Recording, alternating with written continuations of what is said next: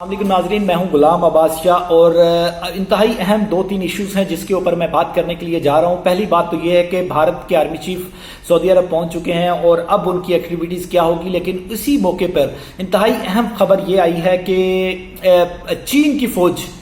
کے فوجی پاکستان میں پہنچے ہیں اور یہ پاکستان میں گجرات کا جو انڈیا کا بارڈر ہے وہاں پہ کیا کرنے کے لیے جا رہے ہیں، یہ تفصیلات بھی میں آپ کے سامنے شیئر کروں گا۔ اور ساتھ ساتھ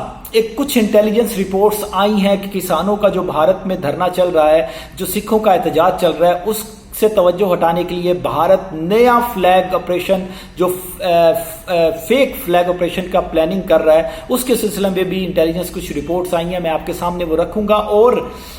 آرمی چیف، انڈیا کے آرمی چیف کی موجودگی میں رحیل شریف جو وہاں پہ موجود ہیں وہ کیا کرنے کے لیے جا رہے ہیں، یہ ساری باتیں میں اس ویڈیو میں آپ کو بتاؤں گا۔ سب سے پہلے بات کرتے ہیں کہ انڈین آرمی چیف جو ہے وہ سعودی عرب پہنچے ہیں، ان کا دورہ 6 روزہ یہ دورہ ہے جس میں وہ سعودی عرب اور UAE میں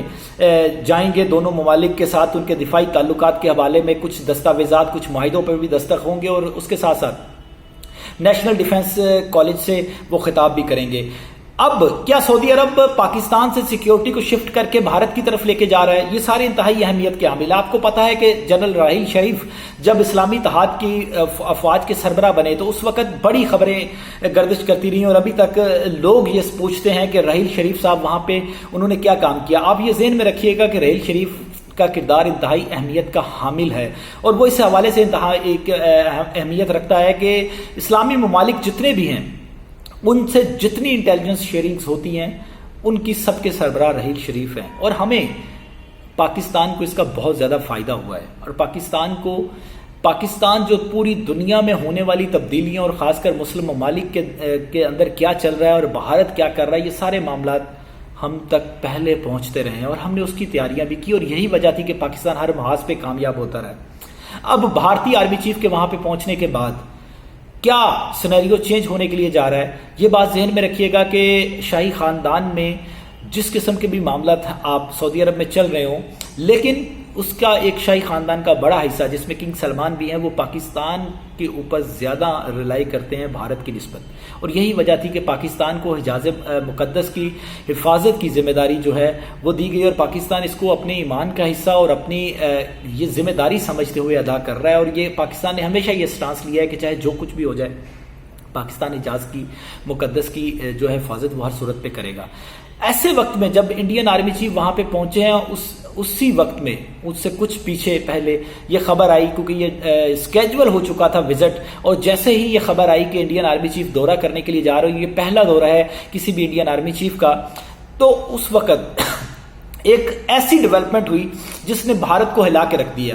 چین کے وزیر دفاع پاکستان میں تھے اور انہوں نے بڑی اہم ملاقاتیں کی اور انتہائی اہم ہم نے یادداشتوں پہ دستخط کیے۔ اور اس کے ساتھ ساتھ ایک خبر بھارت کے لیے پریشان کن یہ تھی کہ بھارت کے جتنے نیوکلیئر پلانٹس ہیں وہ پاکستان اور چین نے اپنے نشانوں پر لے لیا اور لاک کر دیا اس کو۔ اب ایسے ہی وقت میں جب یہ خبریں ایک طرف چل رہی تھی کہ بھارت کے آرمی چیف وزٹ کرنے جا رہے ہیں، دوسری طرف چین کی ایئر فورس کے طیارے پاکستان میں لینڈ کرتے ہیں، وہ سندھ میں پہنچتے ہیں، ٹھٹھا کے پاس جو پاکستان ایئر فورس کا ایئر بیس بنا ہے جو کہ 2017 میں جس کو بنایا گیا تھا، اور انتہائی دفاعی اہمیت کا حامل ہے وہ ایئر بیس، کیونکہ ایک طرف تو وہ سمندر کی حفاظت کرتا ہے، دوسری طرف وہ زمین کی حفاظت کرتا ہے، اور اس کا بارڈر جو ہے وہ بھارتی گجرات کے ساتھ لگتا ہے۔ یاد ہوگا آپ کو نریندر مودی کا جو کہ بھارتی گجرات کے وزیر اعلیٰ رہا ہے اور اس کے دور میں کس طریقے سے قتل عام ہوا تھا مسلمانوں کا، اور نریندر مودی کو بوچر آف گجرات کیوں کہا جاتا ہے، یہ سارے معاملات، یہ بڑا کلیئر میسج تھا بھارت کے لیے جب چین کی فوجیں پاکستان پہنچی اور چین کی ایئر فورس پاکستان پہنچی۔ اب شاہین 9 شروع ہونے جا رہی ہے ملٹری ایکسرسائز، اور اس کی اہمیت اس حوالے سے ہے کہ یہ اس کی اینڈ ٹائم نہیں لکھا گیا، ورنہ جب بھی کوئی پریس ریلیز آتی ہے، جب رشیا کی فورسز آئی تھی ابھی کچھ عرصہ پہلے اور انہوں نے پاکستان میں ملٹری ایکسرسائز کی تھی تو ان کا یہ بتایا گیا تھا کہ یہ اس تاریخ سے اس تاریخ تک ملٹری ایکسرسائز ہوں گی۔ چین کا یہ ضرور کہا گیا ہے کہ چین کی فورسز پہنچ گئی ہیں اور ملٹری ایکسرسائز شاہین 9 شروع ہونے والی ہے، لیکن اس کا اختتام کب ہوگا اس کے بارے میں صرف یہ کہا گیا ہے کہ دسمبر کے آخر تک یہ چلے گی، اختتام کی ڈیٹ نہیں آئی۔ یہ کتنی پریشان کن ہے بھارت کے لیے اس کا اندازہ اس حوالے سے لگایا جا سکتا ہے کہ بھارت ایک طرف اندرونی خلفشار کا شکار ہے، سکھ وہاں پہ پروٹیسٹ کر رہے ہیں اور بڑے برے حالات چل رہے ہیں، مودی اس کے لیے پریشان ہے، عالمی دباؤ اس کے اوپر بڑھتا ہوا جا رہا ہے، لیکن دوسری طرف اب چین اور پاکستان مل کر یہ پلاننگ اور یہ اتفاق رائے کر چکا ہے کہ اب جب بھی کوئی معاملہ ہوگا بھارت کے ساتھ جو لڑائی ہوگی اس میں چین اور پاکستان مل کر دفاع کریں گے۔ اسی چیز کی پریشانی کو بھانپتے ہوئے بھارت نے ایک فیک فلیگ آپریشن بالا کوٹ کا، آپ کو یاد ہوگا کہ جب بالا کوٹ میں ایک ڈرامہ رچایا گیا اور اس سے پہلے ماضی میں ایک سرجیکل سٹرائک کا ڈرامہ رچایا گیا جس کی آج تک کوئی ثبوت نہیں ملے، انڈین پارلیمنٹ میں کانگریس اور اپوزیشن جماعتیں ثبوت مانگتی رہی، ان کو نہیں ملے، اور بالا کوٹ کے بعد اپوزیشن چیخ چیخ کے کہتی رہی کہ مودی یہ تو بتا دیں کہ کتنے لوگوں کو مارا ہے آپ نے جو آتنک وادی اور ٹیررسٹ کا لفظ یوز کرتے ہیں، کتنے مارے ہیں؟ کوئی کہتا تھا 200 مارے ہیں، کوئی کہتا تھا 250 مارے ہیں، کوئی کہتا تھا 300 مارے ہیں، لیکن ایک بھی ثابت نہیں کر سکے۔ اب وہ دوبارہ یہ فیک فلیگ آپریشن کی تیاری کیوں کر رہا ہے؟ کیونکہ وہ اپنے لوگوں کو جو ان کو وہاں پہ شرمندگی اور اٹھانا پڑ رہی ہے اس کی توجہ ادھر شفٹ کرنے کے لیے جا رہا ہے،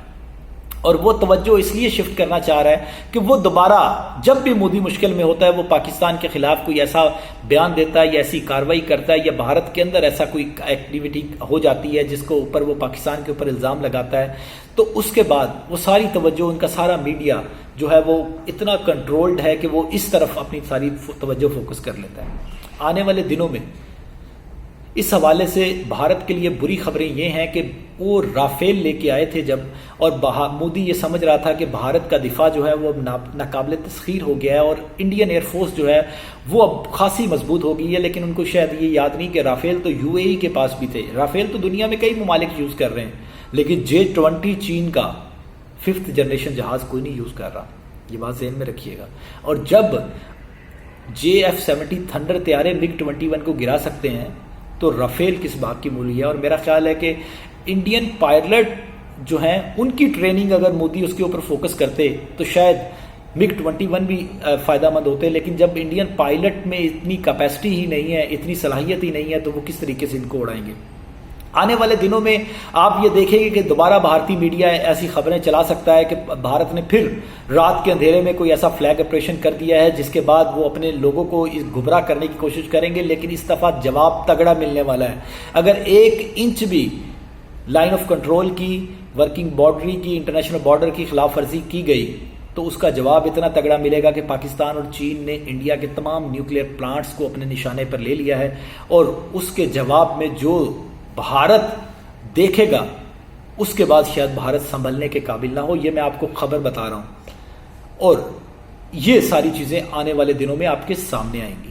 اگلی ویڈیو میں دوبارہ حاضر ہوں گا، فی الوقت کے لیے اجازت دیجیے، اللہ حافظ۔